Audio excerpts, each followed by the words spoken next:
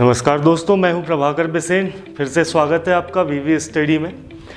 Projection of solid हम पढ़ रहे थे और बच्चा आज लेकर के हम आए हैं पहला प्रॉब्लम, पहला क्वेश्चन, बिल्कुल आसान, सबसे आसान और सबसे बेस। यहाँ से हमारा बेस स्टार्ट होगा। इसको आप समझेंगे तो हम धीरे धीरे आगे बढ़ पाएंगे और फिर यानी बिगेस्ट प्रॉब्लम और जो भी हमारी कठिन से कठिन प्रॉब्लम होगी उसको हम सॉल्व कर पाएंगे। तो बेस हमारा क्लियर होना बहुत ज़रूरी है। तो चलिए क्वेश्चन को समझने की कोशिश करते हैं और यहाँ से डेटा इकट्ठा करते हैं। ठीक है, तो यहाँ आप ट्रायंगुलर प्रिज्म देख के तो समझ ही गए होंगे कि कुछ इस टाइप के ऑब्जेक्ट की बात हो रही है। ये हमारा सॉलिड होगा। ठीक है, ट्रायंगुलर, ये देखिए ट्रायंगुलर है, साथ में प्रिज्म है। प्रिज्म में आपको अभी पिछले लेक्चर में बताया गया था दो बेस जहाँ पर हमको मिलते हैं वो क्या कहलाते हैं? प्रिज्म कहलाते हैं। वहीं जहाँ पर एक बेस होता है और दूसरा अपेक्स होता है वो क्या कहलाते हैं? पिरामिड कहलाते हैं। ठीक है, तो ट्रायंगुलर प्रिज्म है, ये हमें समझ में आ गया। अब इसकी पोजीशन को समझने की कोशिश करेंगे, किस तरीके की पोजीशन यहाँ पर दी हुई है इसकी और हमें कैसे प्रोजेक्शन इसका ड्रॉ करना है। तो सबसे पहले draw the projection of a triangular prism. ठीक है, ट्रायंगुलर प्रिज्म इमेज और ये ऑब्जेक्ट देख के आप समझ ही पा रहे होंगे ट्रायंगुलर प्रिज्म क्या होता है। ठीक है, बेस 40 mm साइड। बेस कितने बेस हैं? 2 बेस हैं, दोनों बेस एक समान होते हैं। तो इसका बेस जो है वो कितनी साइड का है? 40 mm। मतलब यहाँ से लेकर यहाँ तक की जो डिस्टेंस है कितनी है? 40 mm है। तो सर ये कितनी होंगी? ये भी 40 होंगी, क्योंकि ट्रायंगुलर जो होता है, अगर हम प्रिज्म की बात कर रहे हैं, सॉलिड की यहाँ पर बात कर रहे हैं, 40 mm साइड का मतलब ये है कि तीनों साइड उसकी कितनी होंगी? 40 mm की होंगी। ठीक है, एंड एक्सिस 50 mm लॉन्ग, मतलब इसका सेंटर और दूसरे बेस का सेंटर दोनों को मिलाने वाली लाइन जो होगी वो कितनी होगी? 50 mm लॉन्ग होगी। हम ये भी कह सकते हैं यहाँ, क्योंकि प्रिज्म की बात हो रही है, प्रिज्म में जो इसकी फेस की एज होती हैं, फेस एजेस होती हैं, उसकी लेंथ एक्सिस की लेंथ के इक्वल ही होती है। जबकि पिरामिड में ये चीज़ नहीं होती। पिरामिड में क्यों नहीं होती? जब क्वेश्चन सामने आएगा तो हम उसको अच्छे से समझेंगे। ठीक है, तो हम ये समझ सकते हैं एक्सिस अगर 50 mm लॉन्ग है, इसका मतलब यही है कि जो ये फेस की एजेस हैं वो क्या होंगी? 50 mm लॉन्ग ही होंगी। ठीक है, resting on one of it's bases on the HP। इसके जो बेस हैं उनमें से किसी एक बेस के सहारे वो HP पर रेस्ट करता है। HP कैसे होता है? क्षैतिज तल होता है। ये VP है और यहाँ से पूरा क्या होगा? HP होगा। तो यहाँ कहीं पर ये रेस्ट कर रहा है किसी एक बेस पर। चाहे इस बेस को ले लो, चाहे इस बेस को, बात एक ही होनी है। ठीक है, with a vertical face perpendicular to the VP। Vertical face क्या होता है? देखिए ये जो फेसेस है ना, 1, 2 और 3, ये जो फेसेस हैं जो बिल्कुल खड़े हैं, ये फेस कैसे होंगे?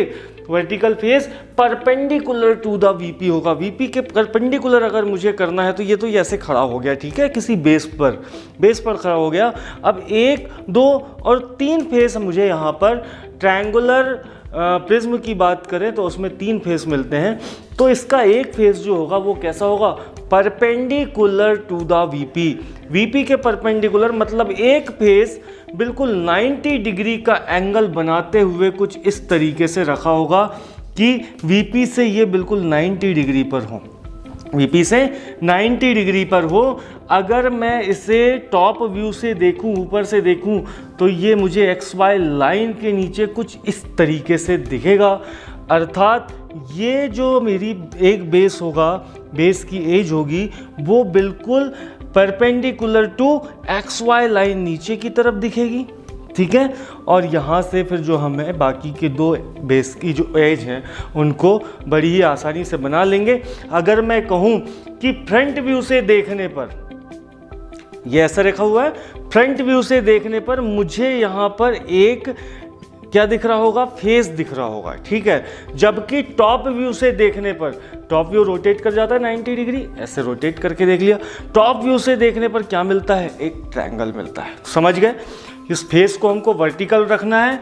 मतलब अगर मैं ऐसे डायरेक्टली इसको बनाना स्टार्ट करूँ तो नहीं बन पाएगा। तो क्या करेंगे, हम सबसे पहले ट्रायंगुलर का बेस बनाएंगे। ठीक है, जितने भी सॉलिड के क्वेश्चन होंगे उसमें हम मैक्सिमम क्वेश्चन पे देखेंगे कि हमें सबसे पहले बेस ही बनाना है। ठीक है, तो टॉप व्यू देखूंगा तो क्या मिलेगा मुझे, ट्रायंगुलर, और उसने कंडीशन रखा हुआ है one of its base resting on the HP vertical face with a vertical face perpendicular to the VP के बिल्कुल परपेंडिकुलर हो एक फेस। ये जो फेस है ये परपेंडिकुलर हो, तो इसको अगर मैं टॉप से देखूं तो कुछ इस तरीके से दिखेगा मुझे XY लाइन के नीचे। तो XY लाइन के बिल्कुल नीचे पर यहाँ मुझे कुछ इस तरीके से ये दिख जाएगा। ठीक है, टॉप व्यू पर तो ये बेस बन जाएगा। प्रोजेक्शन बनाएंगे ऊपर की तरफ में, हमें इसके बाद में इसका फ्रंट व्यू भी मिल जाएगा। तो टॉप व्यू सबसे पहले यहाँ स्टार्ट करना पड़ेगा। ये बात मुझे बड़े ही आसानी के साथ में समझ में आ रही है। चलिए बच्चा आगे बढ़ते हैं और ड्राइंग को बनाना स्टार्ट करते हैं। तो सबसे पहला काम हमारा यही होता था कि सर हम XY लाइन, जिसको रेफरेंस लाइन कहते हैं, प्रोजेक्शन किसी भी चीज़ का बनाते हैं तो सबसे पहले रेफरेंस लाइन XY को हम ड्रॉ कर देते हैं, वो भी लाइट पेंसिल की मदद से। ठीक है, और इसकी नेमिंग कर देते हैं एक डार्क पेंसिल की मदद से X एंड Y। ठीक है, अभी समझा हमने कि हमें नीचे क्या दिखेगा, कितना नीचे दिखेगा। मुझे ये नहीं बताया गया है कि वो बेस जो है वर्टिकल प्लेन के कितना सामने है। उसके सामने है, HP पर रेस्ट कर रहा है ये पता है, लेकिन वर्टिकल प्लेन से या XY लाइन रेफरेंस लाइन से कितनी दूरी पर है मुझे नहीं पता। तो अपनी स्वेच्छा के अनुसार बच्चा हमें क्या करना है, यहाँ से एक परपेंडिकुलर लाइन खींचनी है। और वो लाइन कितनी लंबी होगी, चलिए सबसे पहले परपेंडिकुलर लाइन खींच लेते हैं। परपेंडिकुलर लाइन खींचने के लिए आपके पास कई सारे ऑप्शन हैं, जिसमें से मैं ये तरीका इस्तेमाल करूँगा और यहाँ से एक बिल्कुल पतली सी लाइन खींच दूँगा जो कि XY लाइन के परपेंडिकुलर होगी। और ये हम क्यों कर रहे हैं, ताकि एक फेस मतलब हमारे एक बेस की जो लाइन है या साइड है उसको हम बिल्कुल परपेंडिकुलर टू वर्टिकल प्लेन दिखा सके, जैसा कि क्वेश्चन में हमें कहा गया है। चलिए आगे बढ़ते हैं। आगे बढ़ते हुए कितनी है, 40 mm साइड, तो मैं अपनी स्वेच्छा के अनुसार इस पे 40 mm जितने आगे लेना चाहूँ 40 mm की एक लाइन ले लेता हूँ। ये एक मेरी 40 mm की लाइन हो गई। ठीक है, 40 mm मतलब 4 सेंटीमीटर। इसकी नेमिंग अभी हम थोड़ी देर में करते हैं। ट्रायंगुलर बनाने के लिए अब मुझे नेक्स्ट स्टेप क्या लेनी होगी, तो सर आप क्या करें, यहाँ से लेकर यहाँ तक की डिस्टेंस ले लें, एक पॉइंट पर रखकर एक आर्क, दूसरे पॉइंट से एक आर्क जो कि उसी को आपस में काट रहा हो, और इनको अगर हम आपस में अब मिला दें तो हमें क्या मिल जाएगा, ट्रायंगुलर बेस मिल जाएगा। देखें कुछ इस तरीके से, जिसकी तीनों भुजाएं आपस में बराबर हो, तीनों साइड आपस में बराबर हो, और ये हमारा क्या बन गया, ट्रायंगुलर बेस। ठीक है, क्वेश्चन के अनुसार HP पर रखा हुआ था, टॉप से देखने पर मतलब XY लाइन के नीचे दिख रहा था। इसकी एक फेस जो है वो थी परपेंडिकुलर टू VP, और इसको जब मैंने टॉप से देखा तो कुछ इस तरीके से ये मुझे दिख रहा था जो कि यहाँ पर बना हुआ है। ठीक है, नेमिंग करते हैं। मान लीजिए नीचे वाला जो बेस है इसकी नेमिंग है ABC। क्या है, A, B और C। ठीक है, तो सर ये ऊपर वाला बेस ये ओवरलैप कर रहे हैं। देखिए इस बेस को, ये बेस आप जब ऐसे देखेंगे तो अगर मैं इसको A कह रहा हूँ तो A यहाँ पर है, पीछे भी कोई एक बेस है, कोई पॉइंट है, वो क्या कर रहा है, ओवरलैप कर रहा है। तो सर ABC हो गया, तो ये बाकी पीछे वालों का नाम क्या रख दें, हम रख देते हैं D, E और F। कोई समस्या, ABC DEF, कोई दिक्कत नहीं है। ठीक है, तो इस तरीके से दिख गया। अब ये बन गया हमारा final top view. Sir front view बनाने के लिए अब हम क्या करें, ठीक है, ये क्या बन गया आपका टॉप व्यू। टॉप व्यू बन गया। फ्रंट व्यू के लिए हम क्या करते थे, प्रोजेक्शंस डालते थे हर एक पॉइंट से। तो देखें ए, बी, डी और ई ये सारे चारों पॉइंट जो हैं एक ही लाइन पर हैं। तो सर क्या करेंगे, अब इन सारे पॉइंट से एक प्रोजेक्शन ऊपर की तरफ ड्रॉ कर देते हैं जहां हमें फ्रंट व्यू बनाना है। अब कौन से पॉइंट बच गए, सी और एफ बच गए सर। तो आप क्या करें, इन्हें भी बिल्कुल एक्स वाई लाइन के परपेंडिकुलर होते हुए एक प्रोजेक्शन डाल दीजिए। डाल दिया, दोनों प्रोजेक्शन कंप्लीट हो गया बच्चा।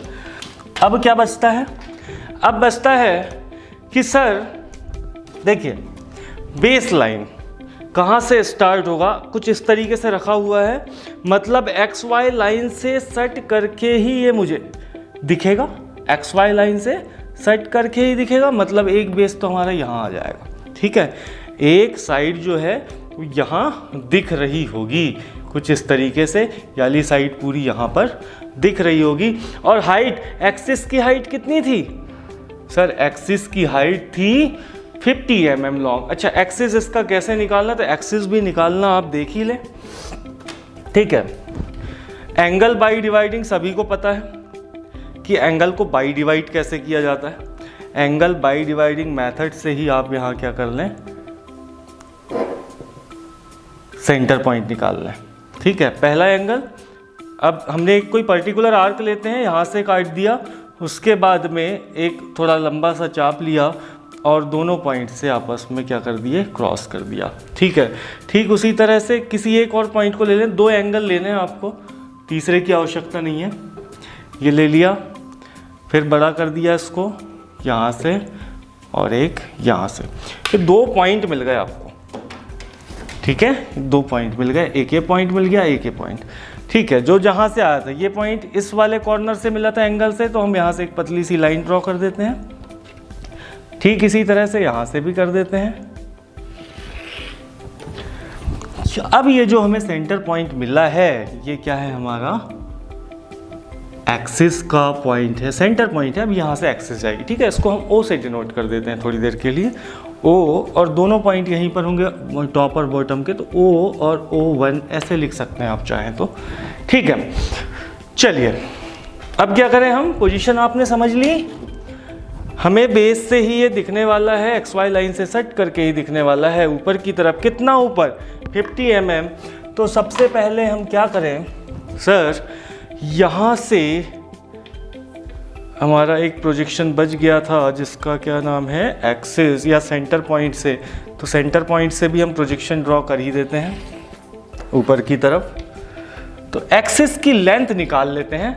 एक्सिस बेस से ही हमें दिख रहा होगा, एक पॉइंट बेस पे आ गया यहाँ पर। ठीक है, इसको हम मान ले रहे हैं ये पॉइंट हमारा है O। ठीक है, यहाँ से एक्सिस कितनी लेंथ पर है, 50 mm। तो आप अपने स्केल पे जाएंगे, 50 mm की लेंथ पर जा कर के अब यहाँ से एक लाइन ड्रॉ करेंगे। और सबको पता है एक्सिस कैसे बनती, line dot line dot line dot line dot line dot line and dot and line. Clear है, ये आपकी एक्सिस बन गई। अब देखें ए, डी, बी और ई, ये दोनों साइड जो होंगी आपकी, दोनों एजेस जो होंगी वो एक ही जगह पर दिख रही होंगी, और इनकी भी डिस्टेंस कितनी होगी, 50 mm। ठीक इसी तरह से सी और एफ ओवरलैप कर रही होंगी और इनकी भी डिस्टेंस कितनी होगी, 50 होगी। इसको भी मिला दिया आपने। और बेस जो है आपको बिल्कुल सीधी लाइन की तरह दिख रहे होंगे कुछ इस तरीके से। इनको और इनको आप मिला दें, नेमिंग करेंगे तो फ्रंट व्यू, ये टॉप व्यू था आपका, ये क्या है, फ्रंट व्यू है। फ्रंट व्यू पे चलते हैं, नेमिंग करेंगे तो देखें